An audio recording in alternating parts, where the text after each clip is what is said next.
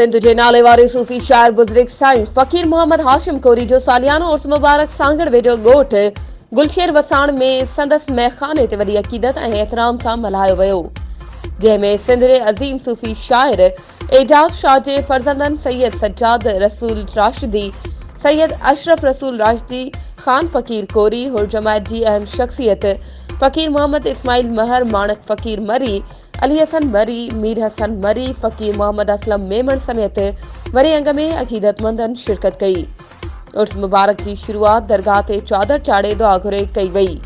उन मौक़े ते मुक़र्ररीन चयो त फ़कीर मोहम्मद हाशिम कोरी जी शाइरी जी तमामु घणी गहराई आहे। अॼु जे बुनियाद परस्ती वारे दौर में सूफ़ी आहे जंहिं सदाईं प्यार मोहब्बत जो दर्स ॾिनो आहे त इंसानियत जी ख़िदमत ई असल इबादत आहे।